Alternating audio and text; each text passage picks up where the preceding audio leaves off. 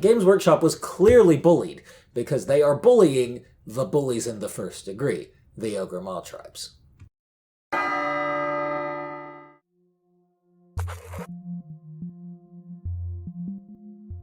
The Ogres haven't seen a lot of changes. Unfortunately, the changes they have seen have kind of been nerfs, but at the same time, they've just sort of been neutrally buffed. One of their big things was Bully in the First Degree, a Tyrant ability that you could do a few wounds to one of your Ogre units and then make it immune to Battle Shock, and then just heal it with the Maw Pot. That doesn't work anymore. Bully in the First Degree says now if a unit runs close to the Tyrant, one model runs instead of however many you rolled, which is good, you don't want to lose your fat boys, but it's not as good as giving them Battle Shock immunity for basically free. In addition, their charge has changed. Again, it isn't bad, it's just not as good. But they still get +2 movement when they're not within 3 inches. They still get +2 bravery when they are within 3 inches, so it's going to be really hard to break them in combat. But a lot of their stuff just kind of feels weaker. And it's not that the Ogor Mawtribe book is weaker, it's just kind of eh.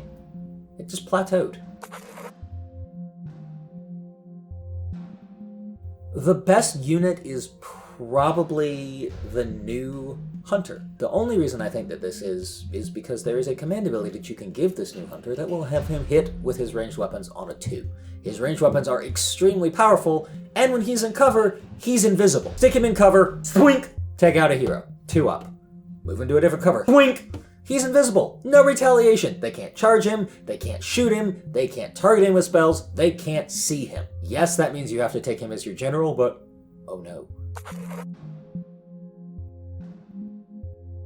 The best combo, even though it has been nerfed, is still the Tyrant Glutton block. Just take a big, fat blob of Gluttons, put a Tyrant behind them. Tyrant makes things dangerous, especially if he is taking the magic weapon that allows him to heal the nearest models. All models wholly within 12 inches of him heal D3 whenever he does a wound. Not kill something, does a wound. So you just keep, you don't even have to have a big block of Gluttons. You can just keep 2 tiny blocks of Gluttons near him. Oh no, they took a little damage, schwink, nicked your toe. But because I nicked your toe with this terrible sharded spear, I'm bleeding all over everybody, now all my ogres are healed. Deal with that. It's incredible. It's amazing. Now again, like I said, ogres still feel kind of meh, but that's because alongside their crippling nerfs, they've had some of these really cool buffs. And that is really cool, especially when you have units that have 4 wounds apiece.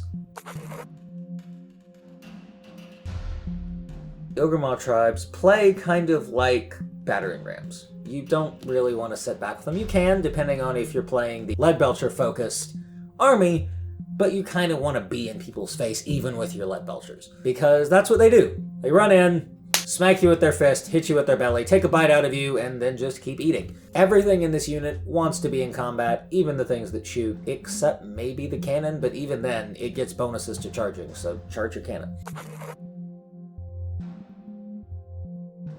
If you see the bullies across the table from you, all you gotta do is bully them. Yes, they are big, blocky units with a lot of wounds. They can move fast, they can hit hard, but they're soft and squishy. Very low armor saves. Yes, they have a lot of wounds, but if you can hit them with anything multi-wound, they are going to fold like laundry. Now, if you see a Stonehorn, avoid it. It's really all you can do. Avoid it or take it out with spells, but if you just see wave after wave of Gluttons, then yeah, spells.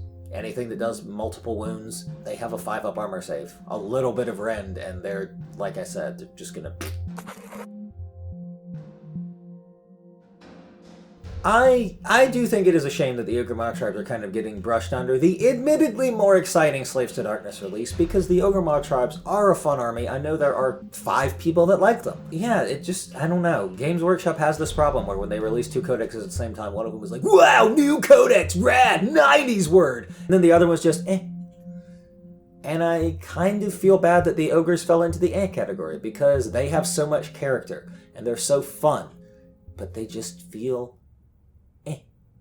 Thank you guys for watching. If you liked what you saw, let us know. Leave a like, definitely subscribe to us, and if you want to see more stuff like this, or if you disagree with my take, leave a comment below. Now enough of these nerds. Let's talk about what you're really here to see. Slaves to Darkness right here with Adam Harrison. I'm Clint Leno with Bowles. Thank you very much.